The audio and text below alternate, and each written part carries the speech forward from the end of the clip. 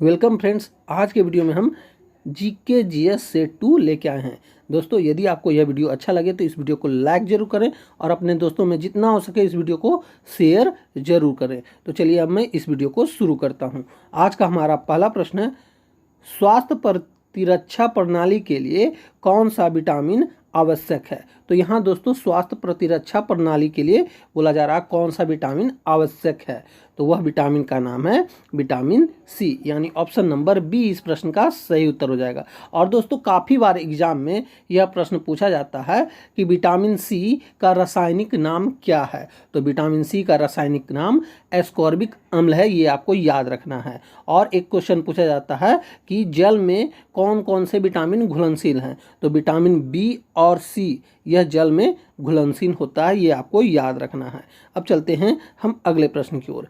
हमारा अगला प्रश्न है, परुपल्ली कश्यप निम्नलिखित में से किस खेल से संबंधित है। यहाँ परुपल्ली कश्यप की बात कही जा रही है, तो यह किस खेल से संबंधित है, तो यह बैडमिंटन से संबंधित है, यानी ऑप्शन नंबर डी इस प्रश्न का सही उत्तर हो जाएगा। अब चलते हैं हम अगले प्रश्न की ओर। हमारा अगला प्रश्न है, समरूप गुणसूत्र क्या है। तो यहाँ समरूप गुणसूत्र की बात कही जा रही है, तो यह क्या है, तो यह है ऑटोसोम्स, यानी ऑप्शन नंबर सी इस प्रश्न का सही उत्तर हो जाएगा। अब चलते हैं हम अगले प्रश्न की ओर। दोस्तों उससे पहले यहाँ मैं एक इंपॉर्टेंट बात बता देता हूँ कि गुणसूत्रों की संख्या काफ़ी बार एग्जाम में पूछा जाता है। तो मानव में कितने जोड़े गुणसूत्र होते हैं, यह क्वेश्चन पूछा जाता है। तो वह कितने जोड़े होते हैं, 23 जोड़े, ये आपको याद रखना है। अब हम चलते हैं अगले प्रश्न की ओर। हमारा अगला प्रश्न है, एस्टिग्मेटिज्म एक बीमारी है जो किस को प्रभावित करती है, यानी कौन से अंग को प्रभावित करती है, यह क्वेश्चन है। एस्टिग्मेटिज्म तो यह जो है आँख को प्रभावित करता है, यानी ऑप्शन नंबर सी इस प्रश्न का सही उत्तर हो जाएगा। और दोस्तों इसे दूर करने के लिए कौन सा लेंस का प्रयोग किया जाता है, यह क्वेश्चन भी पूछा जाता है। तो उस लेंस का नाम है बेलनाकार लेंस, ये आपको याद रखना होगा। अब चलते हैं हम अगले प्रश्न की ओर। हमारा अगला प्रश्न है, सभी अक्रिय गैस अणु क्या होते हैं। तो सभी अक्रिय गैस अणु एक परमाणुक होते हैं, यानी ऑप्शन नंबर सी इस प्रश्न का सही उत्तर हो जाएगा। दोस्तों काफ़ी बार एग्जाम में क्वेश्चन पूछा जाता है कि वह कौन सा अक्रिय गैस है जो वायुमंडल में नहीं पाया जाता है, तो उस अक्रिय गैस का नाम है रेडॉन। अब चलते हैं हम अगले प्रश्न की ओर। हमारा अगला प्रश्न है, निम्नलिखित में से कौन सा सजातीय श्रेणी का समूह बनाता है। तो वह समूह है इथेन, प्रोपेन और ब्यूटेन का, यानी ऑप्शन नंबर सी इस प्रश्न का सही उत्तर हो जाएगा। अब चलते हैं हम अगले प्रश्न की ओर। हमारा अगला प्रश्न है,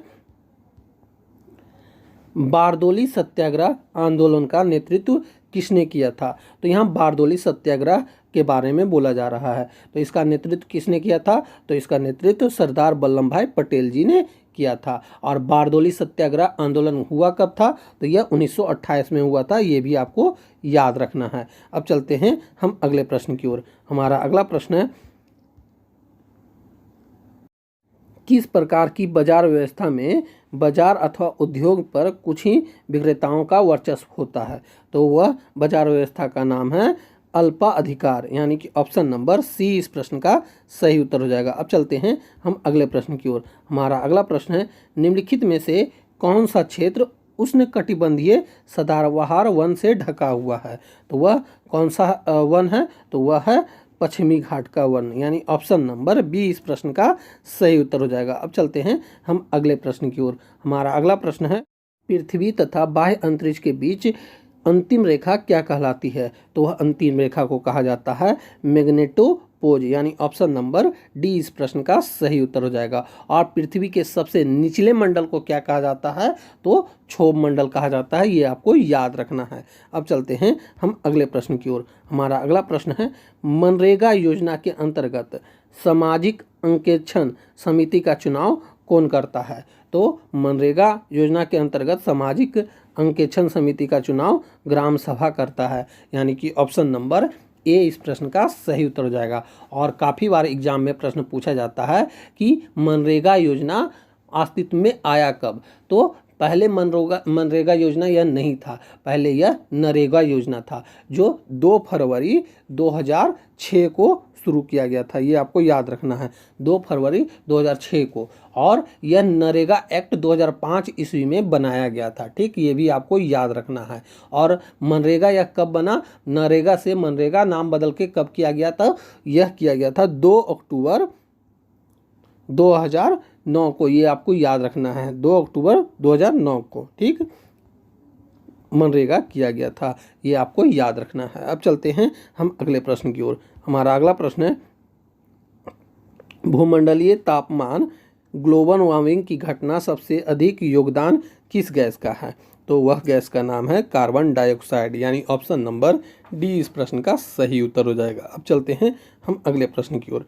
हमारा अगला प्रश्न है, विमंडन स्थान निम्नलिखित में से किस खेल से संबंधित है? तो यहाँ विमंडन की बात कही जा रही है, तो यह किससे संबंधित है? तो यह लॉन्ग टेनिस से संबंधित है, यानी ऑप्शन नंबर ए इस प्रश्न का सही उत्तर हो जाएगा दोस्तों। और काफ़ी बार एग्जाम में क्वेश्चन पूछा जाता है कि विमंडन प्रतियोगिता कब शुरू हुई है? तो यह 1877 ईस्वी में शुरू हुई है, यह भी आपको याद रखना है।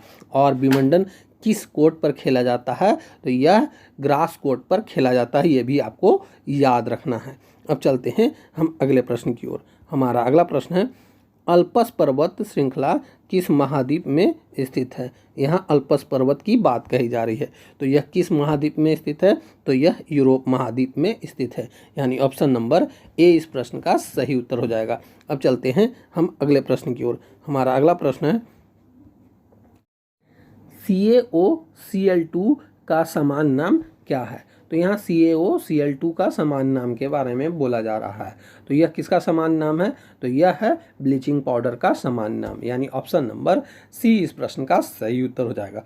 और दोस्तों काफ़ी बार एग्जाम में क्वेश्चन पूछा जाता है कि बेकिंग सोडा का रासायनिक नाम क्या है? तो बेकिंग सोडा का रासायनिक नाम क्या है, ये आप नोट कर सकते हैं, NaHCO3, ये बेकिंग सोडा का रासायनिक नाम है। और धोने वाला सोडा का रासायनिक नाम क्या है, ये भी आप नोट कर लेंगे, यह है Na2CO3, यह धोने वाला सोडा का रासायनिक नाम है। अब चलते हैं हम अगले प्रश्न की ओर। हमारा अगला प्रश्न है, आवर्त सारणी में समान तत्वों के समूह की समान विशेषता क्या कहलाती है? तो यह समान विशेषता बाहरी कक्ष में इलेक्ट्रॉनों की संख्या कहलाती है। और दोस्तों आवर्त सारणी का आविष्कार किसने किया? ये काफ़ी बार एग्जाम में क्वेश्चन पूछा जाता है, तो यह मेंडलीव के द्वारा किया गया था। और कब किया गया था? तो 1869 में, ये आपको याद रखना है।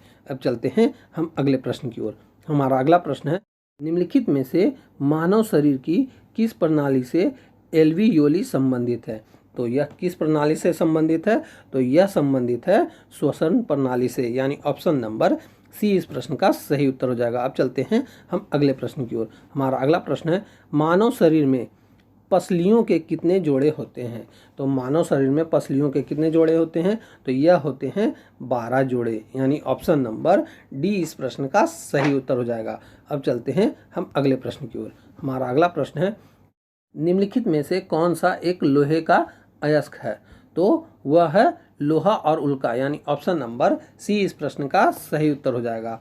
और दोस्तों कुछ लोहे के अयस्क जो हैं, जो कि काफ़ी बार एग्जाम में क्वेश्चन पूछे जाते हैं, आप नोट कर सकते हैं, हेमेटाइट, मैग्नेटाइट, लिमोनाइट और सिडेराइट, ये महत्वपूर्ण है, काफ़ी बार एग्जाम पूछे जाते हैं और आप इन्हें नोट कर सकते हैं, ठीक। अब चलते हैं हम अगले प्रश्न की ओर। हमारा अगला प्रश्न है, एक कोशिकीय जीव कैसे प्रजनन करता है?